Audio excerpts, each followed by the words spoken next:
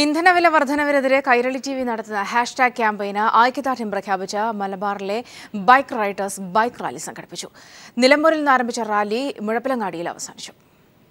അന്താരാഷ്ട്ര വിപണിയിൽ crude oil വില കുറഞ്ഞിട്ടും ഇന്ത്യൻ ആഭ്യന്തര വിപണിയിൽ ഇന്ധനവില കുറയാത്തതിനെതിരെ കൈരളി ടിവി നടത്തിയ ഹാഷ്ടാഗ് വാർത്താ ക്യാമ്പയിന് ഐക്യദാർഢ്യം പ്രഖ്യാപിച്ച് മലബാറിലെ ബൈക്ക് റൈഡേഴ്സ് ക്ലബ്ബായ സ്ട്രോക്കേഴ്സ് മലബാർ ബൈക്ക് റാലി സംഘടിപ്പിച്ചു. നിലമ്പൂർ മുതൽ തലശ്ശേരി വരെ 170 കിലോമീറ്റർ ദൂരം നടത്തിയ റാലി ശ്രദ്ധേയമായി. ഈ പരിപാടി ശരിക്കും ഞങ്ങൾ ഇന്നലെ കൈരളി ചാനലിൽ reduce the price of petrol PM എന്ന് പറഞ്ഞിട്ടുള്ളൊരു ഹാഷ്ടാഗ് കണ്ടിരുന്നു. അപ്പോൾ അത് കണ്ടിട്ട് ഞങ്ങൾ ഗ്രൂപ്പിൽ ഒന്ന് ഡിസ്കസ് ചെയ്ത് ഇതിനെപ്പറ്റി ഈ പരിപാടിക്ക് നമുക്ക് എന്താ സപ്പോർട്ട് ചെയ്തൂടെ.